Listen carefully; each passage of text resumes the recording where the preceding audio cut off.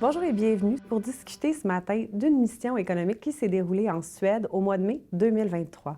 Avec nous pour en parler, d'abord, Mme Nathalie Boyd, qui est conseillère aux partenaires économiques au ministère des Relations internationales et de la francophonie. Nathalie, bonjour. Bonjour.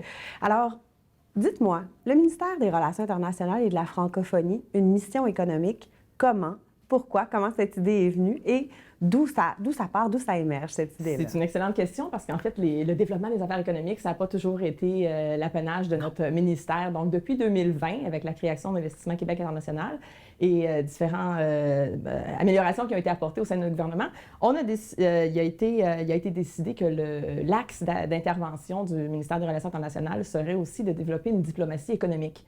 Donc, en appui aux actions qui sont menées plus près des entreprises par Investissement Québec International, par nos collaborateurs au ministère de l'Économie, de l'Innovation et de l'Énergie, bien, on déploie maintenant nos actions sur un axe de diplomatie économique. Donc, on peut, avec le réseau du Québec, on a 37 représentations du Québec dans une vingtaine de pays. Dans toutes ces équipes-là, on a, oui, des experts québécois qui sont nos yeux, nos oreilles, qui sont en veille, qui sont en repérage d'opportunités d'affaires, d'occasions d'affaires, en repérage de projets d'investissement qui pourraient être amenés au Québec. Mais on a aussi, j'aime toujours le souligner, dans tous ces bureaux-là à travers le Québec, à travers le monde, on a des spécialistes étrangers. Donc, on a le bureau du Québec au Japon, on a des Japonais qui travaillent pour nous. Dans le cas de ce projet-ci, ça a été fait avec l'appui de la Délégation générale du Québec à Londres, qui s'occupe de la Scandinavie. Et on a, dans notre équipe à Londres, c'est des gens du nord de l'Europe, donc des gens qui ont des réseaux d'affaires, qui sont des gens qui ont développé des carrières souvent avant de joindre les services du Québec. Donc, on a vraiment des yeux et des oreilles qui sont très aiguisés et qui sont en repérage, qui travaillent pour nous. Le Québec a cette spécificité-là de pouvoir, à son propre titre, faire ses relations internationales partout à travers le monde dans ce réseau de 37 délégations-là. Oui. Donc, et là, on se dit, on va aller chercher des initiatives locales dans les régions du Québec pour réussir à aller créer ces maillages-là. Comment est venue l'idée de l'appel à projet que vous avez lancé à la fin de l'année dernière pour inviter des entreprises à développer ces idées-là, développer ces projets-là? Oui. Donc, comme je le disais, pour développer cette diplomatie économique-là, qui est un nouveau mandat, je veux juste préciser, tout à l'heure, je ne l'ai pas dit, on mène aussi, bien sûr, des actions de diplomatie d'influence pour s'assurer que les intérêts du Québec à l'étranger sont bien représentés dans les différents forums sur les grands enjeux, et les diplomaties, bien sûr, culturelles, la représentation du Québec en francophonie, parce que la francophonie économique aussi est une bonne avenue là, pour développer des affaires. Donc, sur ce projet d'appel à projet-là, on l'a développé en consultant. En fait, on a décidé de dynamiser nos régions. On a consulté rapidement que les régions du Québec connaissaient peu les ressources puis le réseau du Québec à l'international. Donc, pas notre volonté de dynamiser les régions, mais de dynamiser nos relations avec les régions du Québec. On a fait une consultation. Il y avait vraiment des initiatives exceptionnelles qui étaient soulevées, mais il manquait de ressources. Donc, on a dit, bien, faisons pour un premier essai un premier appel à projet à hauteur de 150 000 $. Accueillons des projets qui sont porteurs de retombées économiques régionales, mais qui ont un axe d'intervention internationale.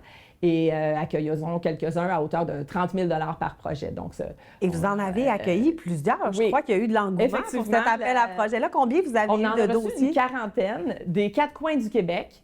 La sélection n'a pas été facile. Disons, on avait une équipe au sein d'un comité de sélection d'experts, de collègues du ministère de l'Économie, de collègues d'Investissement Québec International, de gens de notre réseau également. Donc, on a consacré beaucoup de temps au début d'année 2023 à la sélection, puis finalement, ça nous a mené à la fin février à choisir un des meilleurs projets, en fait, toutes catégories confondues, pas seulement cet appel à projet, mais différents projets qu'on a reçus au ministère. Celui de Saguenay, je suis vraiment enthousiaste d'en parler ce matin. C'est un des meilleurs projets qui s'est distingué de plusieurs forces. Alors, abordons-le. Parlons de ce projet-là de Saguenay qui avait soumis vraiment un projet qui nous menait directement à Skellefteå, qui est une petite ville au nord de la Suède et qui avait des similitudes aussi au niveau de l'attraction de projet. Donc, parlez-nous un peu de ce dossier-là et quels sont les critères qui ont fait en sorte que ce dossier a été sélectionné? Ce qui a distingué ce projet-ci, d'abord, comme je vous disais, je le dis, c'est un parmi une quarantaine qu'on a reçu. C'était le caractère novateur parce que l'instigatrice de la proposition, la Chambre de commerce d'industrie Saguenay-Lac-Fjord, s'est alliée 2 autres partenaires, 2 joueurs importants de l'économie l'économie de votre région. Alors que pour certaines régions, le choix était difficile parce qu'on recevait parfois 3, 4 organismes de développement économique qui avaient soumis des propositions. Celui-ci, bien, en fait, c'était une alliance de 3 joueurs importants. La destination, Skellefteå, était très, très pertinente. C'était un choix que tous les gens sur le comité ont trouvé pertinent, judicieux. C'est une région, les participants pourront vous l'expliquer plus tard, qui a vraiment plusieurs points en commun. Des défis économiques auxquels fait face la région de Saguenay, ce sont des défis qui sont partagés par cette région au nord de la Suède. Qui ont été vécus à des époques différentes et qui maintenant, grâce à l'arrivée de certains projets, ont vu et ont vécu ces changements-là. Donc, dans le montage de ce dossier-là, le fait que ce soit un maillage entre différents organismes de développement économique, de promotion du développement économique de la région, ça a créé un phénomène attractif. Oui. Ça a fait en sorte que le projet a été sélectionné. Ensuite, comment ça se passe dans l'accompagnement que vous offrez à ces délégations-là? Comment ça se déroule? Qu'est-ce qui constitue les éléments de préparation à cette mission-là? Dans un premier temps, on a validé le projet, apporté quelques conseils, mais il était déjà très bon. C'était un projet qui se situait vraiment au cœur de nos actions de diplomatie économique, c'est s'inspirer. Alors, c'était aller s'inspirer d'un modèle à l'étranger. Donc, on a fait une mise en relation avec notre équipe qui s'occupe de la Scandinavie à partir de Londres. Ensuite, au niveau du conseil, on a en fait établi avec eux un agenda des visites. On fait un horaire. On a nos collaborateurs à l'ambassade du Canada à Stockholm aussi qui ont été associés au projet. Un élément, je pense, qui a été apprécié des participants, on a en fait à Québec une équipe qui s'occupe de l'Europe et qui sont en mesure de donner un conseil un peu de préparation. Donc, il y a eu une préparation sur comment mener des affaires, sur les rencontres d'affaires, notre conseiller au pupitre Scandinavie a été en mesure un peu de préparer puis mettre la table un peu pour un déplacement d'affaires. Parce que ça se prépare, une mission comme celle-là, ça se prépare en allant chercher de l'information, en allant puiser aussi sur le mode de vie, sur les habitudes, Donc, il y a vraiment tout un accompagnement qui se fait du début à la fin de la part du ministère des Relations internationales pour ces organisations-là, ces missions-là. Une fois la mission en cours, j'imagine que vous avez aussi des informations qui vous proviennent et au terme de la mission, vous recevez de l'information.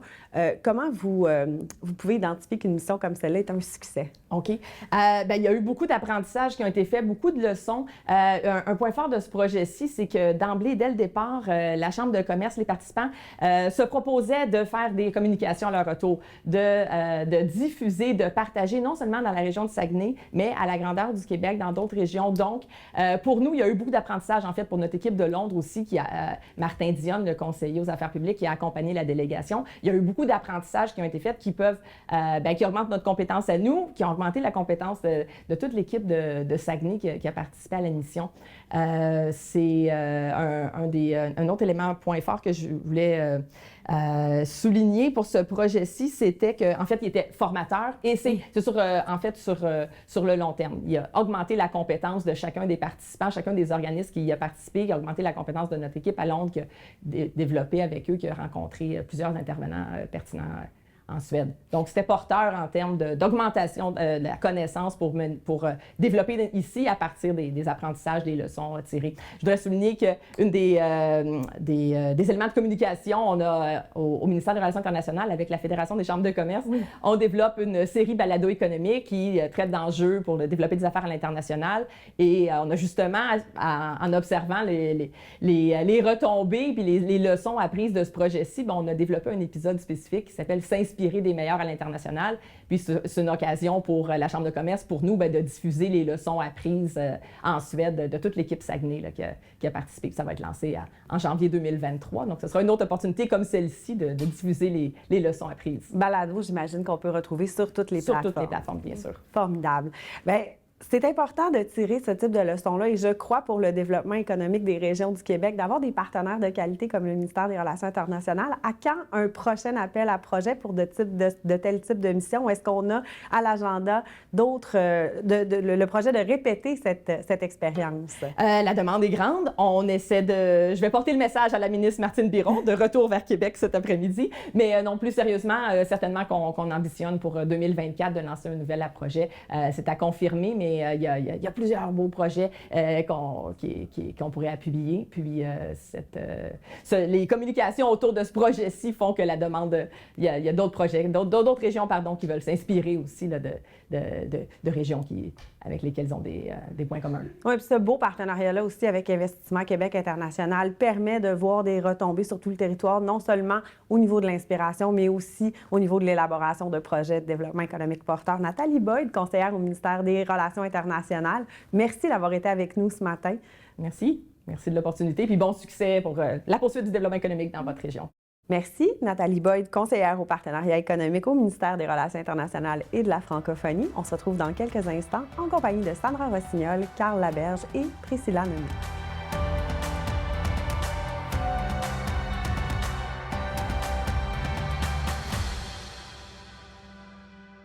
Alors, on se retrouve maintenant avec les participants à cette mission en Suède qui s'est déroulée en mai dernier. Donc, d'abord, Mme Sandra Rossignol, qui est PDG de la Chambre de commerce et d'industrie Saguenay-le-Fjord, M. Carl Laberge, PDG du port de Saguenay, et Mme Priscilla Nemeth, DG de Promotion Saguenay. À vous trois, bonjour. Bonjour. Bonjour. Madame Rossignol, quand vous voyez émerger cet appel à projet du ministère des Relations internationales et de la francophonie, comment vous vient l'idée d'organiser, de prévoir une délégation de Saguenay et comment vous vient l'idée d'aller en Suède? Nous avons vu tout de suite l'opportunité. Et évidemment, la Chambre de commerce, c'est un vecteur de communication, un élément fédérateur pour les autres organisations. Alors, tout de suite, j'ai fait appel à mes plus proches collaborateurs avec qui nous travaillons très régulièrement pour valider l'intérêt de faire une mission. Quel type de mission nous pourrions faire? Et tout de suite, il y a eu un engouement, on s'est rencontrés, on a travaillé également avec certaines parties prenantes pour voir quelle est la meilleure mission qui pourrait être développée. Et voilà, nous avons déposé 2 semaines plus tard un projet pour aller en Suède. Donc, en consultation avec les différents partenaires, on vient déterminer que cette région-là précise du monde a des similitudes avec la région de Saguenay, vit des défis ou a vécu par le passé des défis qui sont similaires à ce qu'on vit chez nous actuellement. Monsieur Laberge, peut-être nous parler, dans le choix de la destination, qu'est-ce qui ont été les éléments de similitude qui ont fait en sorte qu'on s'est dit « allons en Suède ». Bien, dans un premier temps, il faut savoir qu'ici au Saguenay, on a une zone industrielle-portuaire qu'on développe depuis quelques années maintenant, pour lequel il y a beaucoup d'intérêt. Puis un des secteurs qui est ciblé, c'est le secteur des batteries, minéraux critiques stratégiques. On travaille avec ça avec des partenaires au niveau du gouvernement du Québec. On sait qu'il y a beaucoup d'intérêt actuellement pour le Québec. Donc, c'est en consultation aussi avec nos partenaires qu'on a identifié un site qui ressemblait un peu à Saguenay au niveau du tissu social, du site localisation, historique aussi industriel, mais aussi qui avait connu des développements récents puis de lesquels on pourrait apprendre. Donc, c'est de cette façon-là que le site en Suède a été identifié. Madame Nemeth, au niveau de l'organisation politique, de la prise de décision, des interventions en matière de développement économique, qu'est-ce qu'on a appris de Skellefteå? On a appris énormément de choses. Donc, tant au niveau de la planification, donc tirer des leçons sur la vision de développement économique que la municipalité de Skellefteå a mis en place. Donc, une vision durable, pérenne, une vision vers des économies d'avenir également. Il y a eu un travail de concertation avec le milieu, avec les différents organismes partenaires de développement économique qui a fait toute la différence au niveau de la municipalité pour aujourd'hui accueillir des projets d'envergure comme la municipalité a accueilli, malgré le fait que c'est une municipalité de la moitié de la taille de la ville de Saguenay. Alors, Mme Rossignol, quand on apprend qu'on reçoit, qu'on a cette mission-là, qu'on a été sélectionné parmi 40 projets, comment se prépare la mission? Quel type de soutien on reçoit de la part du ministère des Relations internationales et comment on se met en route vers la mission? C'est un soutien de A à Z. Tout d'abord, des rencontres préparatoires sur la vision de ce pays-là, comment se préparer à débarquer dans ce pays-là, quels sont les enjeux économiques, les enjeux sociaux, parce qu'il y a toute une partie de rencontres qui se sont faites à Stockholm également.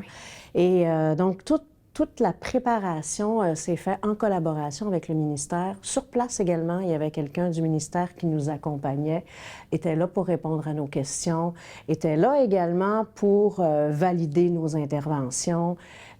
ce fut un accompagnement absolument exceptionnel et je peux vous dire, pour faire affaire avec beaucoup de ministères, les gens sont extrêmement, mais extrêmement gentils et très bienveillants. Alors, moi, j'invite les entreprises à ne pas avoir peur d'aller vers ce ministère-là pour se faire accompagner dans des missions économiques à l'étranger. Formidable. Puis quand on sélectionne la Suède, puis qu'on identifie au niveau de la représentation économique, peut-être, Madame Nommé, Monsieur Laberge, nous expliquer un peu comment on a sélectionné cette région-là, de quel type de projet il y avait été question. Donc, qu'est-ce qu'on voulait aller chercher là-bas au niveau de l'inspiration, au niveau industriel? Peut-être Madame Nommé d'abord. En fait, d'aller chercher un apprentissage. C'est une ville de moyenne taille qui a accueilli un projet de grande envergure avec un nombre important d'emplois. Donc, comment la ville s'est préparée derrière tout ça? Comment les partenaires, la municipalité, quelle a été la dynamique? Quels sont les bons coups et les coups qu'ils aimeraient refaire différemment? Donc, pour nous, c'est très important parce qu'on est une municipalité qui est en amont, donc qui est en vue, qui prospecte depuis plusieurs années l'arrivée de projets d'envergure, de projets qui diversifient notre économie. Donc, qu'est-ce qu'on peut mettre en place pour assurer, quelles sont les conditions gagnantes qu'on peut mettre en place pour assurer le meilleur succès? Donc, c'est ce qu'on voulait aller tirer comme expérience et ça a été d'une richesse incroyable. Et l'ouverture au niveau du partage, là, nous, on est dans ces aspirations-là de recevoir, d'accueillir des projets d'envergure, des projets industriels. Quelle ouverture a été donnée de la part des intervenants sur place à vous expliquer, eux, comment ils l'ont vécu, M. Laberge? Bien, je peux dire, là, les gens là-bas ont été très, très généreux. Là. C'était vraiment, ça en était presque touchant. Je vous dirais à quel point ils étaient intéressés, à partager mais à nous, mais ils voyaient aussi qu'on avait beaucoup d'intérêt dans ce qu'ils disaient. Donc, vous voyez que c'était réciproque. Les gens sont fiers de ce qu'ils font. Puis sont fiers de le partager puis d'en parler. Donc, nous autres, on était là pour absorber tout ça. On était très curieux, évidemment, parce que ça nous touche beaucoup. On se reconnaissait dans beaucoup de propos qui étaient faits là-bas. Donc, on a eu une expérience très, très positive, là, un accueil incroyable, je pourrais dire. Donc, c'est une mission qui s'est passée sur quelques jours. Vous avez été sur place là-bas en Suède, un 7 à 8 jours. Vous commencez à Stockholm, vous rencontrez des intervenants. Donc, comment tout ça se passe? Quel est le début de cette mission-là? Et qu'est-ce qu'on apprend rapidement en arrivant là-bas? On est vraiment allé en entonnoir. Donc, on a rencontré l'ambassade du Canada en Suède, on a rencontré Business of Sweden. Donc, au niveau du pays, comment on s'organise politiquement, économiquement pour accueillir des projets. Par la suite, nous sommes allés à Skellefteå pour rencontrer l'aéroport, les gens du développement économique, la chambre de commerce locale également. Donc, c'est vraiment beaucoup de monde qu'on a rencontré pour se nourrir de cette expérience-là parce que ils sont encore dans l'expérience d'accueillir cette grande usine. Ils sont encore dans le choc et dans l'organisation. Alors, comment nous, on peut se préparer à la venue de grands projets? C'est tout ça qu'ils nous ont expliqué. Donc, au niveau du pays, puis ensuite, plus localement. Alors, ce fut vraiment une expérience absolument incroyable. Puis, on est ressorti de là, et mes collègues vont aller un peu plus loin. On est ressorti de là avec l'espoir que c'était possible au Québec, que c'était possible au Sénégal. Vous l'avez senti rapidement en arrivant là-bas.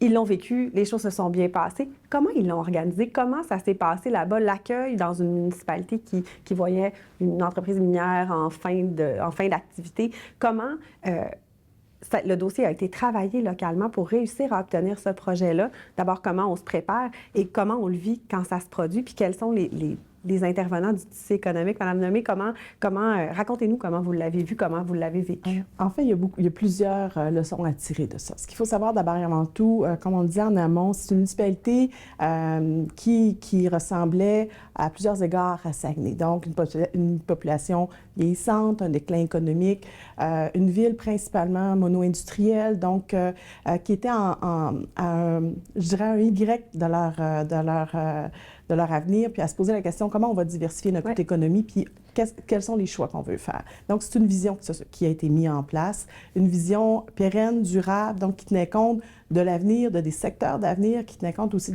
du milieu de vie. Donc, ils voulaient faire en sorte que la ville devienne un milieu de vie exceptionnel, que les gens choisissent d'aller travailler chez l'FTA, est venue l'opportunité de prospecter une entreprise dans le secteur de la filière batterie qui correspondait exactement à la vision de ce que la municipalité s'était dotée.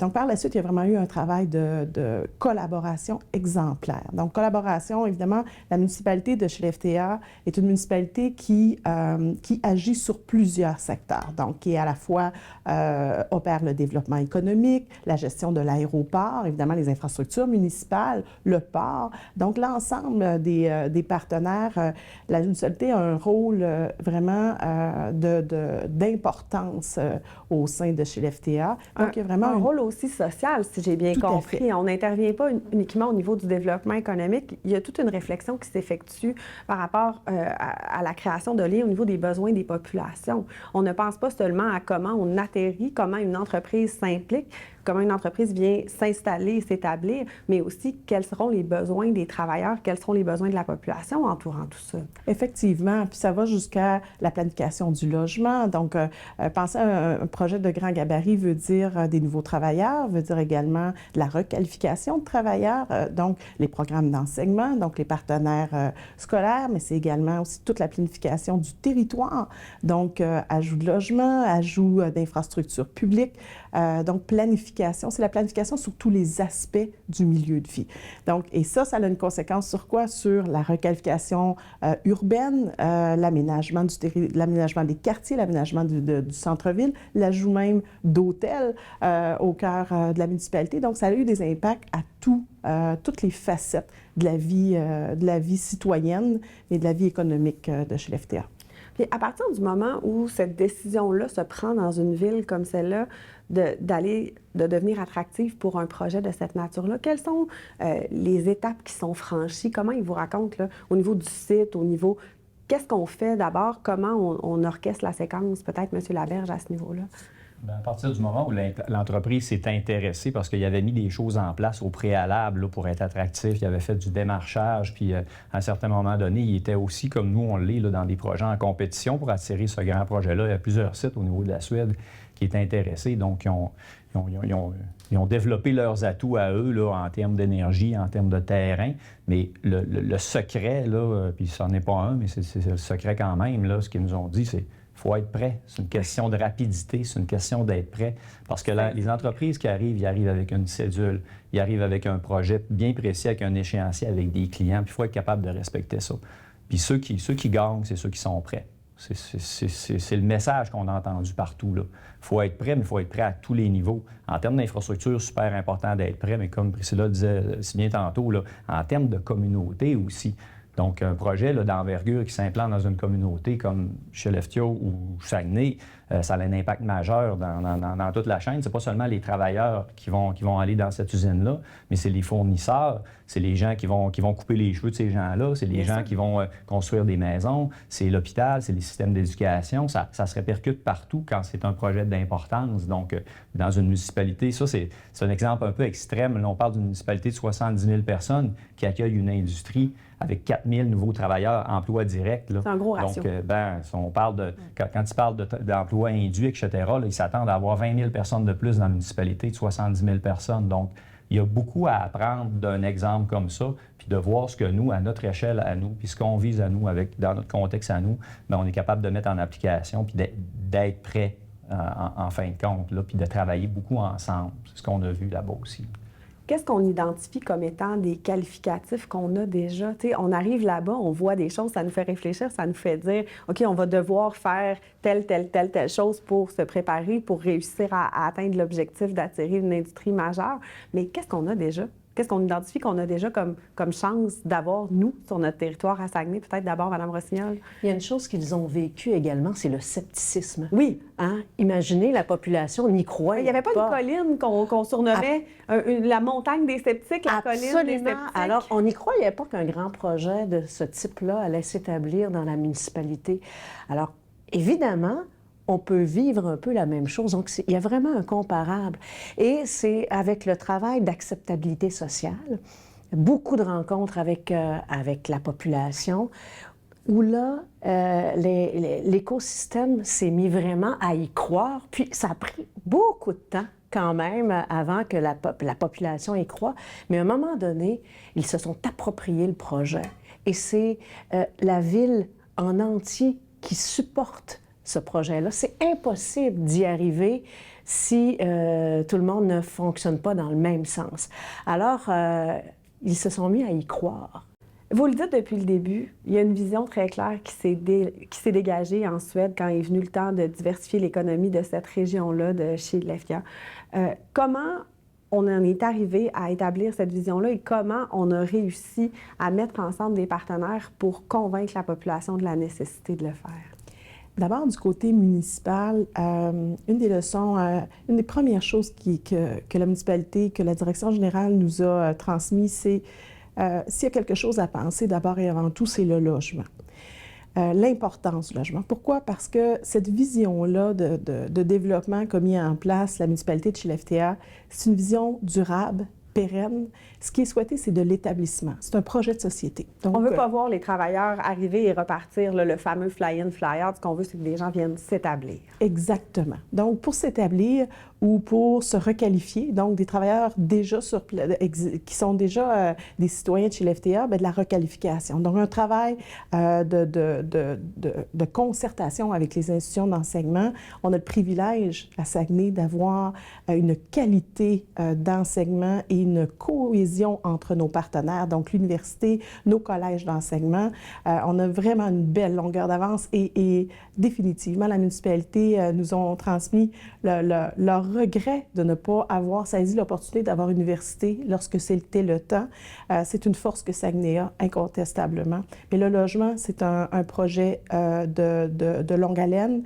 Établir des travailleurs, ça prend les conditions gagnantes, donc ça prend les écoles, ça prend les garderies, ça prend du logement. Donc ça doit être travaillé en amont pour s'assurer que la municipalité gagne de nouveaux citoyens, gagne une entreprise qui va vraiment rapporter des retombées dans leur économie. Et que ce soit durable. Je pense que c'est aussi cet esprit-là, sous cet esprit-là que s'est déroulée la mission. Je pense que ce qu'on voulait, c'est d'abord d'aller chercher un type d'industrie qui répond à des besoins d'avenir au niveau de la filière batterie. Peut-être, M. Laberge, nous expliquer comment on en arrive en tant que société à déterminer que ces besoins-là sont les bons et que la population aussi va être d'accord avec l'accueil de ce type d'industrie-là.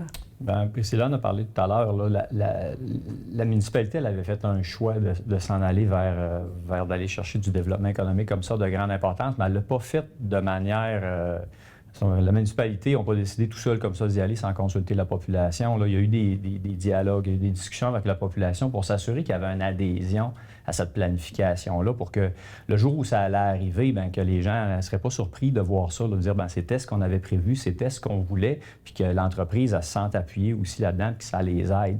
Est-ce qu'il y avait des craintes en amont, puis comment on a répondu à ces différentes craintes-là, ces appréhensions-là de la population de voir arriver une si grande industrie? Bien, oui, il y en avait des craintes. Il y en avait des craintes, mais en même temps, il était dans une situation où il y avait un déclin de la population, puis si tu veux assurer un maintien des services que tu as, puis tu ne veux pas tomber dans une décroissance, vieillissement de la population, des choses qu'on entend ici aussi, là, on disait, bien, le statu quo, il n'est pas possible. Là. Est-ce qu'on veut vivre dans une société où on va voir nos enfants quitter, où on va voir les services diminuer, où on est prêt peut-être à subir certains inconvénients? Oui, une hausse du trafic. Oui, peut-être faire la file au restaurant. Oui, peut-être vivre dans une ville qui va être plus active, mais qui va avoir aussi un niveau de service qui va être meilleur, qui va être plus diversifié, etc. Donc ça, les gens, c'est un choix que tu fais là, quand tu diriges vers une croissance. Ça vient avec. Là. Donc ça, c'est venu dans le discours, puis ça l'a aidé beaucoup, je pense, à l'adhésion. Oui, parce qu'à proprement parler, on parle d'une industrie qui a créé 4 000 emplois, mais qui a créé environ 20 000 emplois en parallèle au total. Donc, il n'y a pas que le secteur industriel direct, il y a aussi tous les travailleurs indirects, tous les fournisseurs qui viennent se greffer à ça. Madame Rossignol, comment préparer un écosystème entrepreneurial à ce type d'arrivée d'un projet industriel majeur, puis comment faire en sorte que ça ne vienne pas créer des appréhensions, que ça ne vienne pas créer une inquiétude, mais au contraire, que ça réjouisse? C'est vraiment un projet de société. Hein? Ce n'est pas un projet économique et industriel. C'est vraiment tout l'écosystème social qui se sont mis ensemble pour déterminer la vision du développement économique et social de la ville. Donc, Priscilla le dit, les écoles, les garderies. Les commerces locaux aussi, mais j'imagine, les commerces locaux, les boutiques. On a vu des jeunes revenir. C'est comme si on avait fait un bond dans le futur de 5 ans. C'est incroyable ce qu'on a vu. Puis en plus, quand on a débarqué à Skellefteå, c'est comme si on débarquait à Saguenay. OK, vous avez eu ce sentiment-là de vous retrouver un peu chez nous? Les mêmes arbres, il faisait un peu froid comme chez nous. Vraiment, ça ressemblait à chez nous. Et les gens sont extrêmement accueillants. Est-ce qu'ils sont fiers comme nous? Très fiers. Ah, très, très fiers. Et très beaux aussi. Ça, ils sont beaux, les Suédois. Et vraiment, on a senti cette fierté-là, mais de tout le monde. Et ils ont travaillé ensemble. Ils ont fait un sondage à l'intérieur de la population. C'est 95 d'adhésion pour le projet. Mais comme Carl le dit, il y a eu des rencontres au préalable et la vision, elle est celle d'un développement durable. Ça s'est passé sur une séquence. Donc, les gens ont été consultés. On a répondu à leurs appréhensions, leurs craintes, et ensuite, on a exposé, j'imagine, en parallèle, en filigrane de tout ça, une vision du développement durable, comme vous le dites. Quels principes ont guidé ces actions-là, puis qu'est-ce qui a fait la différence, vous pensez? Peut-être, M. Laberge? Bien, je pense que la vision, là, si on parle de développement durable, là, elle vient à base de la municipalité. Elle s'était donné cette orientation-là. Là, on sait, là, dans les pays scandinaves, de manière générale, là, il y a une orientation très axée vers le développement durable. Là, donc, cette municipalité-là, à la base, c'était dans ses orientations de rechercher ça. Là. Donc, puis la population recherche aussi ces orientations-là. Donc, je pense que c'est venu vraiment à la base. Puis après ça, bien, il y a une adhésion des élus qui promouvoit ce projet-là auprès de la population. La population y adhère, puis après ça, il faut y croire. Là. On ça rit les coudes un peu. Avec ça, là, mais ça part aussi des élus qu'il faut qu'ils soient à la bonne place, qui disent, ben nous, là, on croit dans ce projet-là, on croit dans le développement de notre ville, puis tantôt, tu as fait allusion à la montagne des sceptiques. Là. Ça prend du temps de développer des grands projets. Là. On le vit ici, là, on se reconnaissait dans beaucoup des propos qu'il y avait là-bas.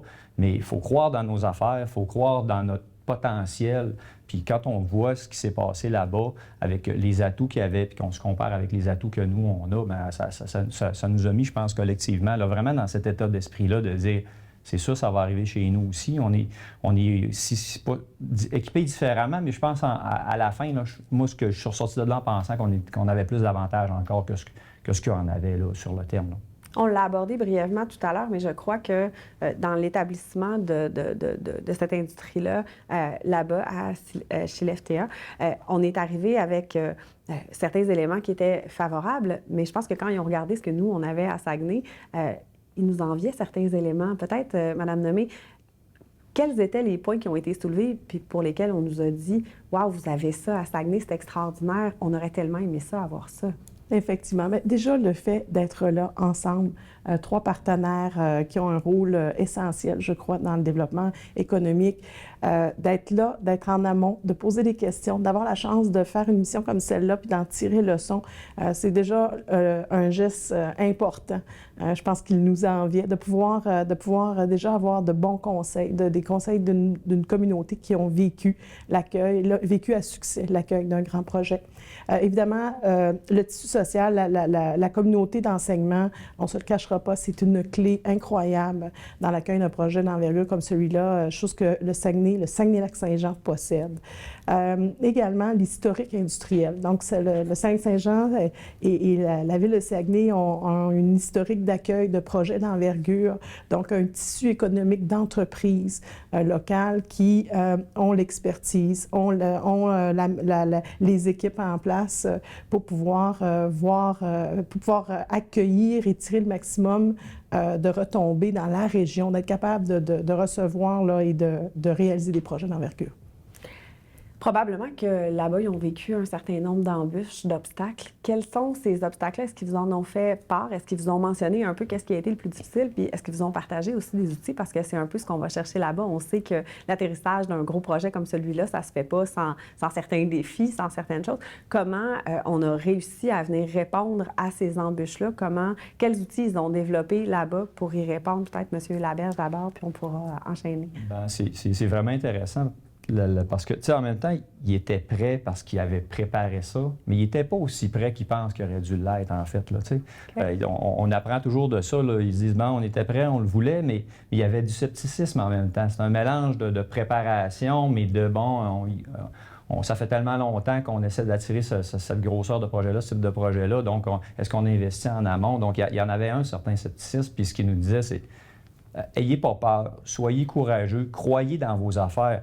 Faites-le, ça va arriver. Puis, plus vous allez le faire, plus ça va arriver parce que vous allez être mieux préparés encore, vous allez être les meilleurs. Donc, ça aide à ce que ça arrive d'y croire. Donc, tu sais, de ne pas avoir peur de faire ça, là, parce que les enjeux qu'ils ont, ils les vivent encore. En passant, c'est pas tout fini, là, c'est en construction, cette usine-là, puis ils rentrent des travailleurs, puis il y avait les deux mains dedans là, pendant on est allé. Là.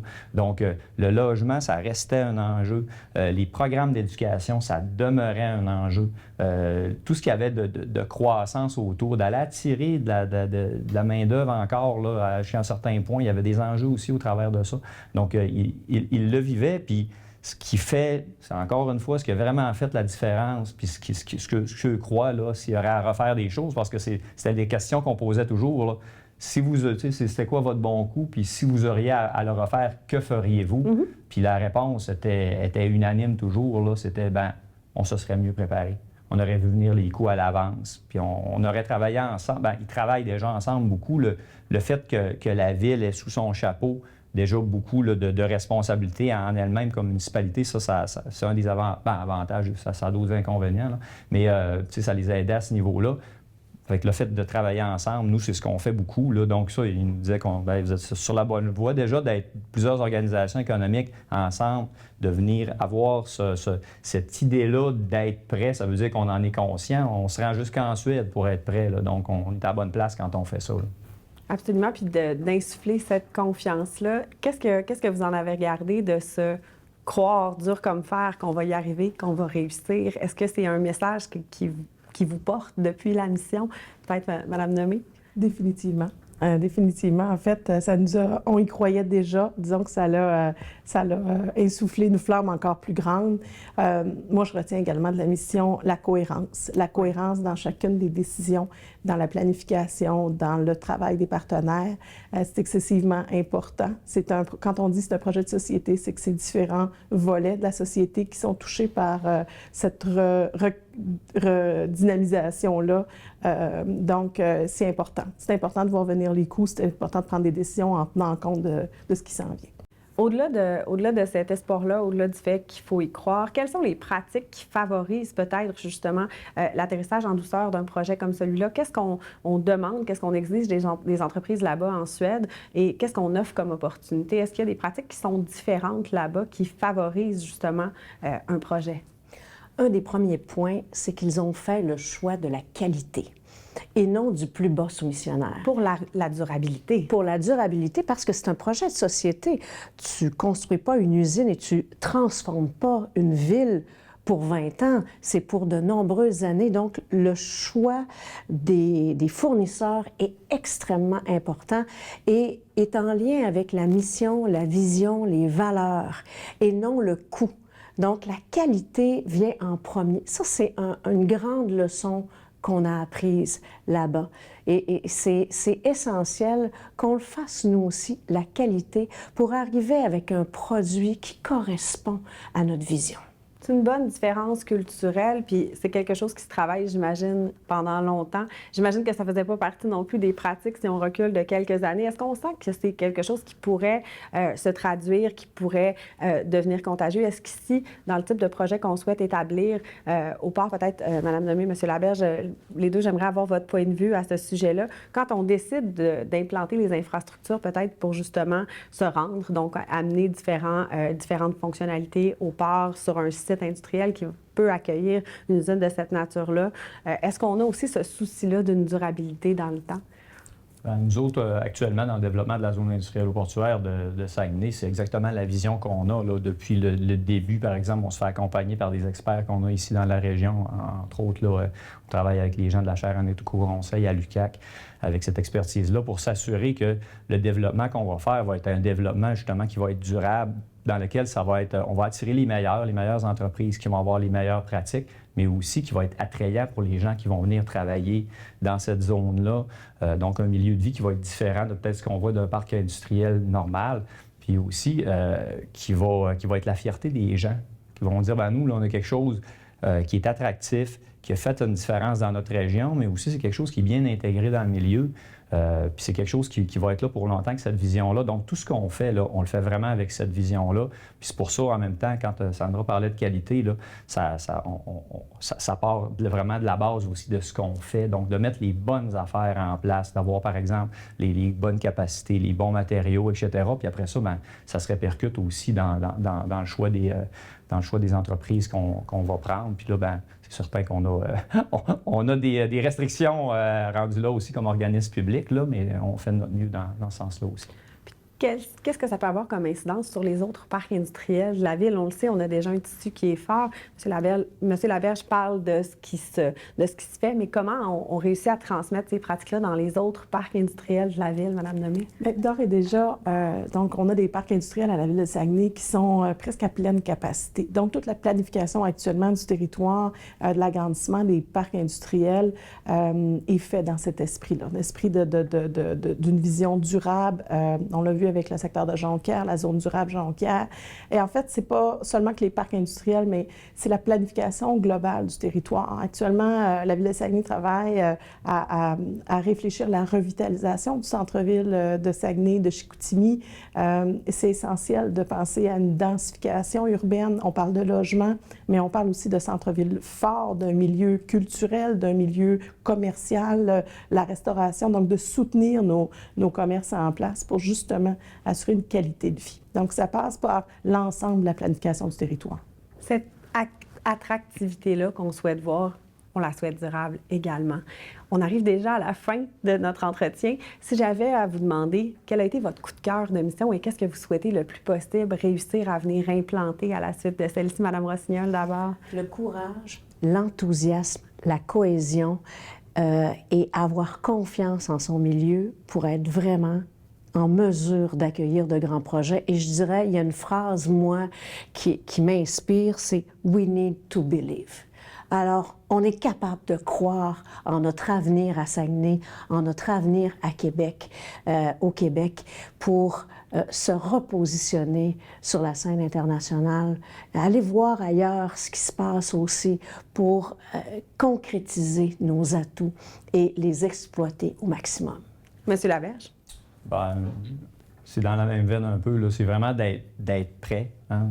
Donc, parce que ça prend du temps à mettre en place les infrastructures. Puis lorsqu'on s'est fait demander et qu'ils ne sont pas là, bien, on est déjà en retard dans la course. Donc, d'être prêt, d'être rapide au niveau de l'adaptation lorsque des entreprises viennent. Donc, de répondre rapidement. Ça, c'est revenu partout aussi, là. Donc, lorsqu'il y a quelque chose, là, d'être agile, d'être rapide. Donc, puis pour être capable de le faire, bien, il faut travailler ensemble. Parce que lorsqu'il y a une demande qui vient, c'est rarement seulement au port, c'est rarement seulement à la ville, ça implique différents partenaires. Donc, il faut, à l'avance, collaborer ensemble, avoir vraiment un objectif commun. Puis lorsque les entreprises arrivent et les demandes arrivent, bien, on répond rapidement. Madame Lemay, vous êtes dans une position stratégique au niveau du développement économique. Cette mission-là va vous porter, j'imagine, au cours des prochaines actions de planification. Comment vous voyez la suite? En fait, avec un enthousiasme incroyable des partenaires formidables, on a tiré une leçon, je pense plusieurs leçons de cette mission-là. Tout à l'heure, on parlait de ce qu'on retient et j'abonde totalement dans le même sens que ma consoeur et mon confrère, mais le leadership, l'audace que la municipalité a eu d'oser faire les choses différemment. Je pense qu'on a une leçon à tirer de ça, de s'en inspirer, le partenariat, la collaboration. C'est un beau modèle. C'est des gens, en fait, qui vont rester des références pour nous. Pour le futur, je suis pas inquiète. Un projet d'envergure va s'ajouter à Saguenay parce qu'on a déjà des projets fort intéressants dans notre région et les gens de chez l'FTA vont rester des partenaires qu'on ne gênera pas d'appeler puis de demander conseil. Merci infiniment à vous trois pour cet entretien empreint d'espoir et de belles perspectives pour notre région. Merci d'avoir été à l'écoute. Bonne journée.